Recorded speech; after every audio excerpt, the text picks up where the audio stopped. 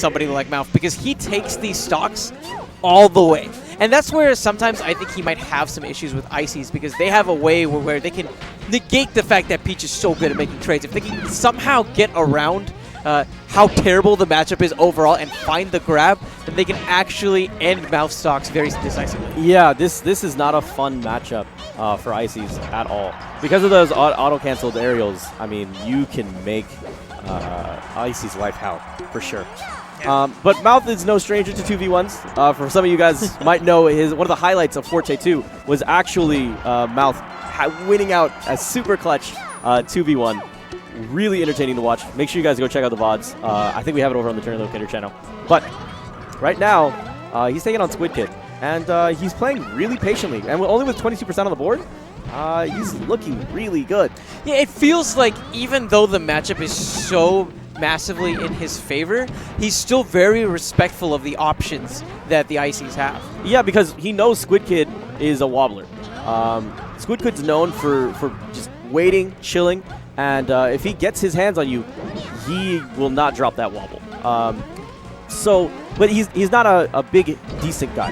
A lot of what Squid Kid I've seen, he's good at playing that wave dash game, waiting, and then coming in at that right moment with that wave dash forward, pivot down smash. But right now, Mouf is just doing a good job of playing the dismantle game, right? We're going to take this slow and steady.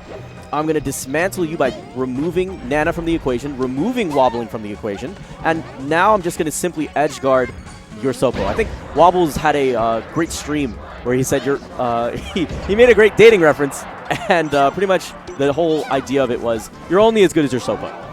If you're not happy by yourself, how can you be happy with somebody else? Absolutely right. and I mean, going off of that, it really feels like Mouf is doing a great job of, like you touched on, dismantling the relationship. It feels like he's drawing it out very slowly and very calculated.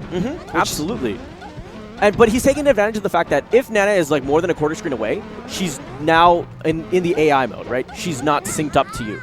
And then he takes advantage of that and then just pushes her, and adds that additional percentage. And at the very least, if he doesn't kill Nana, he's now put her in a position where he simply can down smash and then send her out. Neutral now. Nana will be able to make it back from here. Oh, so tricky from Mouf. You notice that he uses the float to delay himself. Because we've seen him constantly go after Nana, he gets the extra hit on Popo just by the quick retreat. Pulled the trigger a bit too early on that fair. Honestly, if he just delayed a little bit longer, he would have got it. Maybe he could have even just gone simpler and just moved forward, shifted forward, and then gone for the nair. But he wanted the consistency. I can't say I blame him. And he's just done. Squid Kid says, okay, I get it. Let's refresh and let's try this again. You know, Mouf also did a very good job of picking up on Squid Kid's wave dash patterns. It felt like every time Squid Kid would try to wave dash in, Mouf would say, I know this is coming, so here's just an aerial to go ahead and beat that up. Absolutely. And when you add in those floats, I mean, it just makes everything that much more threatening. So this is a matchup Mouf is very familiar with. Yeah. Especially since we have a fair amount of Foxes in DFW. Gabe comes to mind. We had Thorax for a while. He's been kind of MIA lately. But we have a fair amount, enough to where it's like Mouf plays these guys consistently, knows this matchup fairly well. So I'm not terribly worried about him here. And before he was even in DFW, let's remember that he was in Houston, and he has that expert level training against top players like Mojo. Mojo, yeah, dude. Uncle Mojo is the Fox to watch in Texas, man. He's a treat to hang out with.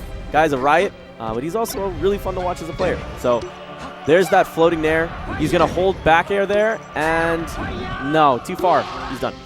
I think he was hesitating on the upward angle because of the turnip, right? And he was probably trying to do a very nice low angle, just couldn't find the right input. Yeah. Up throw, up air. That's going to finish it off.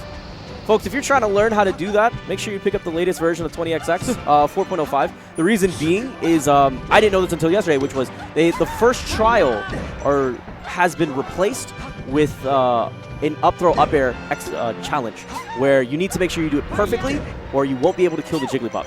It's actually really good training. I highly recommend it for all you Fox players. Wow. Talk about flipping the script. Squid Kid with a beautiful shine gets right back into this game. Mouf, for the first time in this set, has to play from behind. Yeah, absolutely. So it's definitely going to be testing for him. Are you serious? The reactions from this kid. And the follow-up from Mouf. That was great. Still at the deficit. And especially with Pokemon Stadium's ceilings, that sequence was enough to actually KO. Squid Kid actually taunting here. He's feeling himself. He's like, all right, let me see if I can get in your head, Mouf. I want to see if I can trigger you. He's been playing a good job of this mid-range game. He'll stay at that mid-range level where the ground game from Peach, which is already not that great, she doesn't have a great run speed. So he stays at that mid-range, pops off a couple lasers, but whenever Mouf gets in, his punishments are real. Oh gosh, I thought he was done for a second. If he had overextended and tried to go for ledge dash, he might have gotten messed up, depending on when Mouf actually had pulled the trigger and thrown that turnip. Forward throw. That wasn't actually punished though on the shine though. Because he was over in the air, he did not land. Mouf knew and reacted pretty well and just went for that grab. Mouf, of course, bringing it back to the last stock. Wouldn't have expected anything else. Like, really, the clutch master. I imagined he was going to go follow up with the grab, but this is working just fine as well. Excellent short. Squid has to make another miraculous recovery. That time gets the angle correct, but there's Mouf with these back airs walling him out.